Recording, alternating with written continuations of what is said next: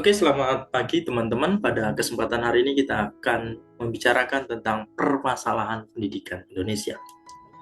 Tentu kita sering sekali mendengar atau mengalami atau pernah menyaksikan tentang bagaimana masalah-masalah yang dihadapi dalam dunia pendidikan di Indonesia.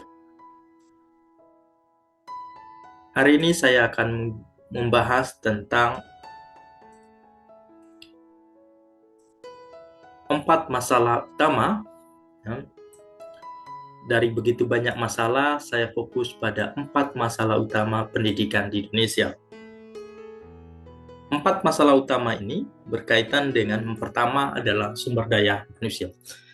Ketika kita bicara tentang sumber daya manusia, kita berbicara tentang kualitas guru Indonesia. Kita bicara tentang bagaimana guru di Indonesia. Masalah pertama adalah tentang distribusi guru.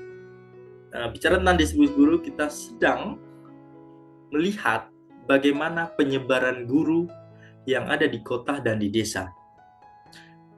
Ketika kita memperhatikan, guru-guru di kota adalah guru dengan kualitas terbaik biasanya dibanding dengan guru-guru pada daerah-daerah terpencil atau daerah 3T, terluar, terdepan, dan tertinggal. Perbedaan kualitas ini menyebabkan perbedaan kualitas pada sistem. Bisa dilihat pada hasil ujian nasional, hasil UKG, itu menunjukkan bahwa guru-guru di daerah perkotaan dengan sistem pendidikan yang bagus, dengan kualitas yang bagus, hasil UKG-nya lebih bagus dibanding daerah-daerah terpencil.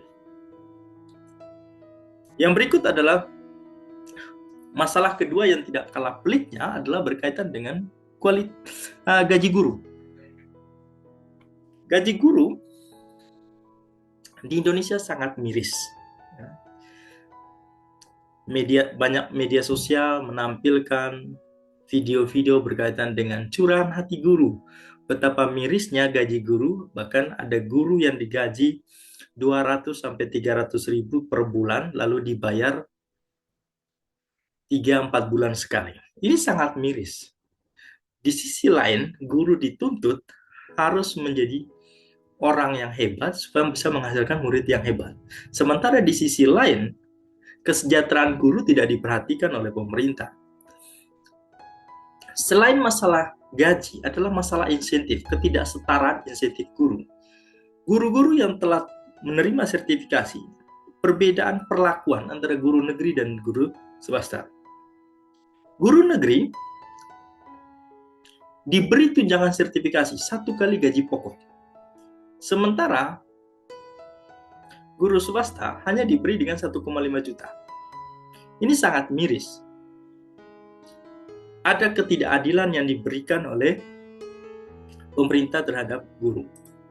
Ketidakadilan ini berkaitan dengan tunjangan sertifikasinya yang tidak dibayar full. Sementara guru dituntut harus memberikan pelayanan yang sama, baik guru swasta maupun guru negeri itu harus memberikan layanan yang sama. Lalu kenapa gaji insentifnya berbeda? Ini adalah menjadi koreksi bagi pengambil kebijakan, menjadi evaluasi bagi para pengambil kebijakan. Memang beberapa hari terakhir heboh tentang pemberitaan tunjangan sertifikasi guru adalah 2 juta rupiah bagi guru swasta. Kalau kita melihat bahwa ini adalah niat baik dari pemerintah dengan memberikan tambahan penghasilan 500 ribu dari 1,5 juta yang mereka terima selama ini. Tapi itu juga tidak sebanding ya dengan tuntutan. Seharusnya baik guru swasta maupun guru negeri disetarakan penghasilan sertifikasinya. Kita mengacu pada undang-undang ASN misalnya guru negeri 1 kali gaji pokok berarti sesuai dengan kepangkatannya. Begitupun guru swasta diberi hak yang sama sesuai dengan kepangkatan pakai sistem in-passing. Berarti jika dia adalah guru S1 dengan 3A, maka penghasilannya adalah setara dengan guru sertifikasi 3A. Yang berikut adalah masalah kedua dalam sistem pendidikan Indonesia adalah IT. Kita tahu bahwa hari ini dunia teknologi menjadi bagian terpenting dari sistem pendidikan. Teknologi dan manusia adalah dua hal yang tidak terpisah. Bahwa kehidupan manusia itu dipengaruhi oleh teknologi. Termasuk juga dalam dunia pendidikan. Mengapa teknologi itu penting bagi guru? Ketika COVID-19 melanda Indonesia, terjadi perubahan paradigma baru sistem pendidikan, pengajaran kita. Yang sebelumnya offline tatap muka secara langsung antara guru dengan siswa, berubah menjadi sistem pendidikan online. Itu melalui aplikasi-aplikasi, misalnya melalui Zoom. Kemampuan guru dalam menggunakan aplikasi, begitupun kemampuan siswa dalam menggunakan, itu juga dituntut. Supaya ada keseimbangan antara guru dengan siswa. Termasuk juga dengan tuntutan teknologi. Sekarang kita lihat akses. Apa sih masalah dalam dunia IT kita? Permasalahan pertama adalah akses teknologi. Kita tahu dengan luasnya wilayah Indonesia, dari Sabang sampai Merauke, kemudian dengan jumlah penduduk yang cukup besar, hampir 280 juta penduduk Indonesia, akses teknologi kita tidak merata.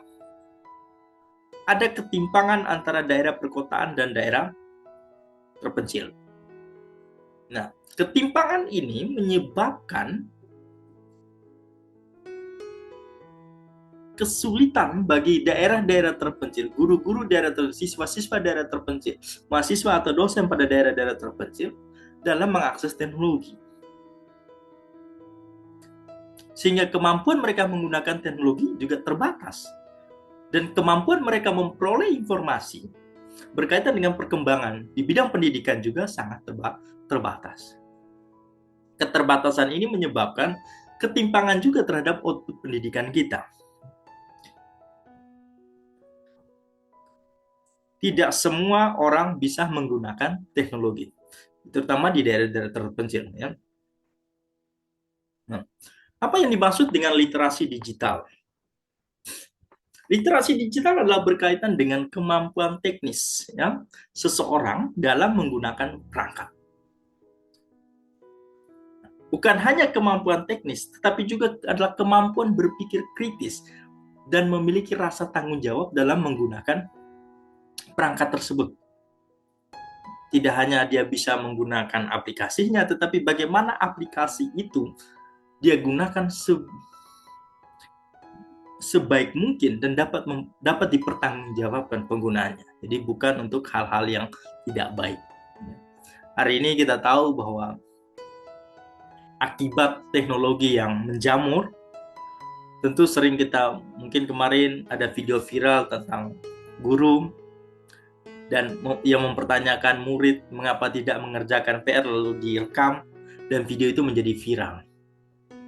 Di satu sisi misalnya ada orang yang mendukung gurunya, tetapi di sisi lain ada orang yang mendukung siswanya dengan alasan si guru telah menyalahgunakan teknologi. Mengapa harus direkam? Ya, kira-kira itulah masalah kita. Ya, literasi itu soal terkait dengan literasi digital. Gitu. Kemampuan kita bertanggung jawab, kemampuan kita untuk berpikir kritis terhadap setiap persoalan. Yang berikut adalah dunia pendidikan tidak terlepas dari hoax ya, atau informasi-informasi palsu.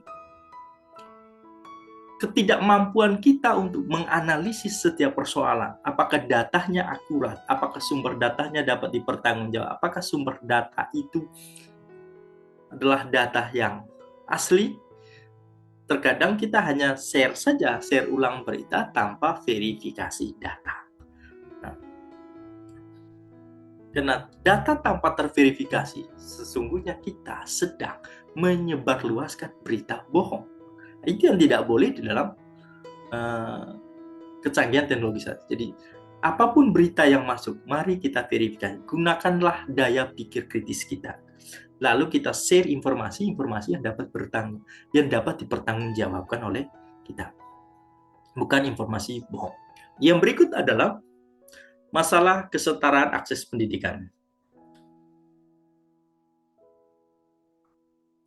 Bicara tentang akses pendidikan, kita bicara tentang daerah terpencil misalnya, lagi-lagi kita bicara tentang bagaimana sih ketimpangan daerah. Tidak semua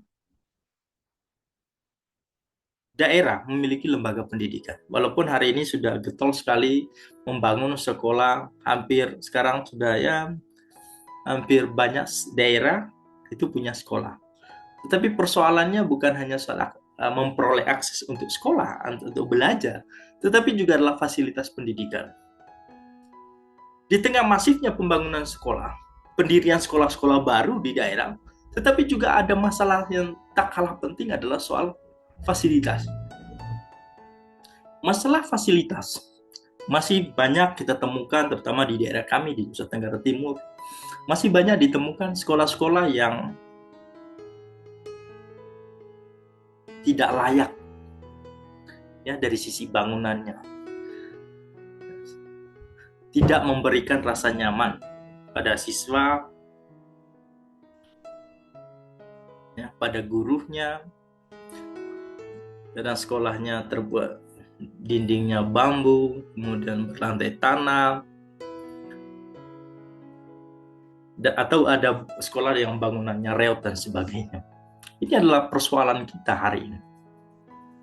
Selain itu adalah masalah penting berikutnya, yang tak kalah penting adalah soal ABK, anak berkebutuhan khusus.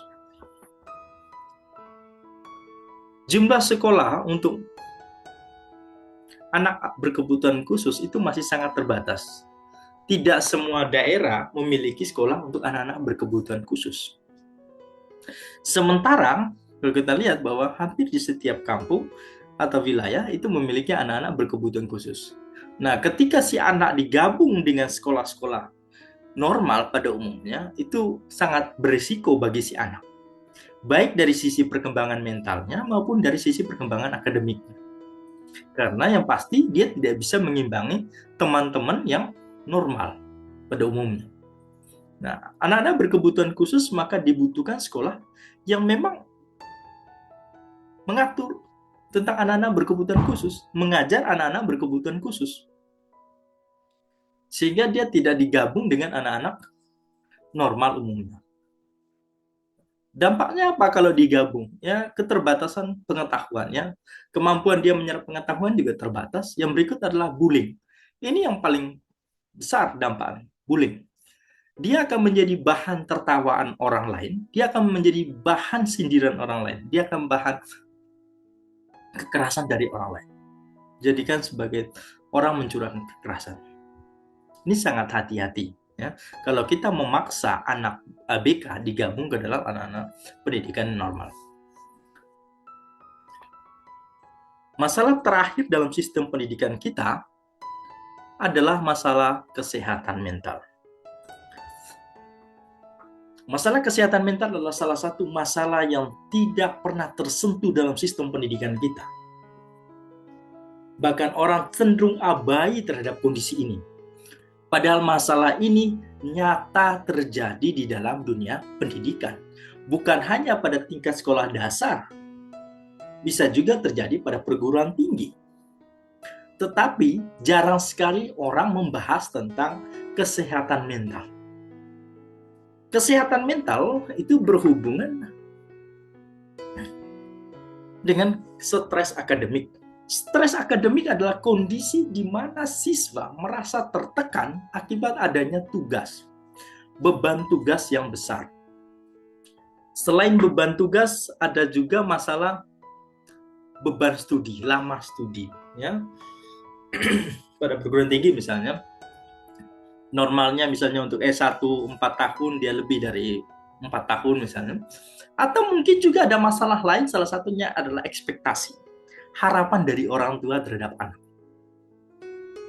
Tanpa kita sadari sebenarnya ada begitu banyak anak yang sekolah, di balik dia belajar, ada harapan besar orang tuanya. Mungkin juga dipaksa oleh orang tuanya ketika dia SMA atau perguruan tinggi harus memilih jurusan sesuai dengan keinginan orang tuanya, bukan sesuai dengan kemampuan si anak. Ini juga sering kita temukan dalam dunia pendidikan. Ketika misalnya ada masalah, misalnya si A, katakan si A itu sebenarnya passion dia adalah di bidang ilmu sosial. Karena orang tuanya menginginkan anaknya harus pintar matematika, maka dimasukkan prodi matematika. Apa yang terjadi? Si anak akan mengalami namanya stres akademik. Bisa jadi dia tidak akan sekolah, tidak akan melanjutkan perkuliahan, jarang masuk kelas, dan lain-lain. Dan itu sudah kita temukan. Apa dampaknya ketika seseorang siswa atau mahasiswa, baik pada strata 1, S2 maupun S3, mengalami stres akademik? Yang pertama adalah kecemasan. Hati-hati. Kecemasan adalah perasaan khawatir yang dialami oleh seseorang siswa atau mahasiswa akibat tugas yang banyak. Atau mungkin juga ujiannya sulit, misalnya. Termasuk juga adalah kelangsungan akademiknya di masa yang akan datang. Nah, itu sering kita lihat. Perasaan khawatir terhadap tugas, belum menyelesaikan tugas, tidak dapat menyelesaikan tugas, tidak bisa mengerjakan soal ujian, kemudian mulai berpikir apakah saya bisa menyelesaikan studi ini dan lain sebagainya, itu akan membuat meningkatkan kecemasan. Yang berikut adalah depresi. Ketika dia memiliki perasaan cemas tadi, dilanjutkan dengan depresi, maka yang terjadi adalah putus asa. Perasaan putus asa. Ya sudah, saya berhenti saja sekolah, saya tidak melanjutkan pendidikan saya. Saya tidak mampu lagi menyelesaikan tugas ini. Nah, ketika dia putus asa, dia kehilangan harapan dan semangat untuk menyelesaikan tugasnya. Selain itu, ada masalah berikutnya, yaitu burnout. Burnout adalah kondisi kelelahan fisik dan mental akibat stres. Ya, kelelahan fisik. Nah, pada guru, kondisi burnout tidak hanya terjadi pada siswa. Kelelahan fisik dan mental bisa jadi juga pada guru dan dosen misalnya. Pada guru itu punya atasan, guru punya undang-undang misalnya. Nah, guru bekerja berdasarkan tuntutan undang-undang misalnya. Di sisi lain tadi ada masalah tentang kesejahteraannya, tapi di sisi lain ada tuntutan yang harus dia penuhi. Nah, ada tuntutan yang harus dia penuhi, misalnya tuntutan kinerja guru, kemudian tekanan dari atasan terhadap guru, tekanan dunia kerja, persaingan di sesama guru, begitupun pada dosen misalnya, tuntutan beban kinerja dosen dan lain sebagainya. Ini akan ketika ini tidak di-manage dengan baik, tidak ditata dengan baik, tidak dikelola dengan baik, maka kondisi burnout ini akan menyebabkan dampak yang serius bagi seseorang. Nah, ada apa dampaknya? Berikutnya misalnya adalah gangguan tidur, ya. Orang dengan kepikiran, ya, memiliki tingkat stres tinggi akan mengganggu pola tidurnya. Nah, ketika pola tidurnya terganggu atau mungkin kita biasa insomnia misalnya, maka akan mempengaruhi nanti adalah kesehatan mental dan fisiknya.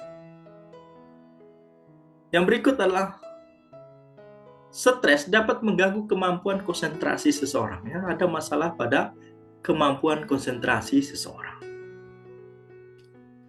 Ketika seseorang mengalami kondisi burnout berlebih, kelelahan fisik dan mental yang berlebihan, itu akan membuat konsentrasi dia terganggu. Selain konsentrasinya terganggu, ada masalah pada memorinya, ingatannya. Ya. Daya ingatnya juga terganggu. Karena terlalu banyak hal yang dia pikirkan. Dan ini berdampak fatal. Jika ini berlanjut, tidak menutup kemungkinan banyak orang akan mengambil jalan pintas dalam memutuskan sesuatu. Bahkan jalan pintas itu adalah jalan terburuk misalnya. Kita tahu ada begitu banyak kasus bunuh diri di kalangan pelajar dan mahasiswa. Itu adalah bisa jadi dia sedang mengalami kondisi burnout yang luar biasa. Kalau tadi kita berbicara tentang kesehatan mental, bentuk-bentuk kesehatan mental yang lalu bagaimana cara mengelola stres agar dapat meningkatkan kesehatan mental. Pertama adalah manajemen waktu. Mengatur waktu itu sangat penting bagi pelajar, bagi mahasiswa, bagi dosen, bagi guru. Dia harus mampu mengatur waktunya. Kapan dia harus mengerjakan tugas, tugas apa saja yang harus segera. Jangan menunggu pekerjaan pada menit akhir, karena itu sangat mengganggu pikiran, sangat mempengaruhi emosi seseorang. Jadi kalau kita menumpuk pekerjaan, kita tidak mampu mengatur waktu kita, maka yang timbul adalah stres. Maka pertama kali lakukan adalah manajemen waktu. Manajemen waktu sangat penting.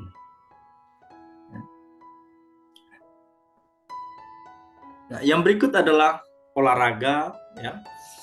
Kita perlu melakukan salah satu cara mengatasi stres selain misalnya teknik relaksasi, yaitu olahraga, berdoa, kemudian mungkin juga berlibur. Itu adalah cara-cara untuk memanage stres. Yang berikut adalah komunikasi. Mengelola stres, salah satu cara adalah yaitu dengan cara berkomunikasi. Manusia tanpa komunikasi itu akan menghasilkan stres yang tinggi.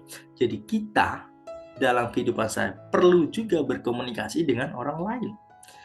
Kesulitan yang kita hadapi ketika kita sampaikan kepada orang lain, bisa jadi ada orang yang siap membantu mengatasi masalah kita.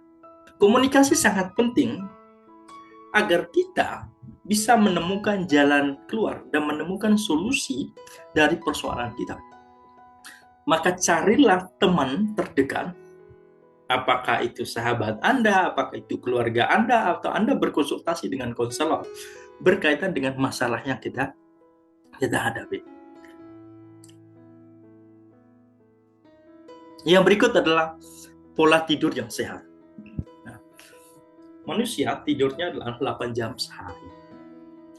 Ketika manusia tidur di atas jam 12, tentu mempengaruhi kondisi fisiknya di kemudian hari. Mungkin tidak berdampak secara langsung, tetapi perlahan-lahan situasi itu kalau kita pertahankan, sesungguhnya kita sedang menciptakan masalah pada kondisi fisik kita.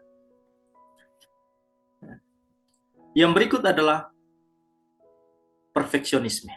Kurangi sikap sempurna. Terlalu sempurna, mengerjakan sesuatu harus sempurna. Ketika tuntutannya semua harus sempurna, sesungguhnya kita sedang menciptakan masalah terhadap diri kita, baik secara fisik maupun kesehatan mental kita terganggu. Ya. Jadi jangan terlalu berpikir bahwa tugas itu harus sempurna. Ya, tugas itu harus sempurna, karena tidak ada orang yang sempurna sebenarnya. Hanya pikiran kita yang menganggap bahwa segala sesuatu itu harus sempurna. Sebenarnya dalam hidup ini tidak ada yang sempurna.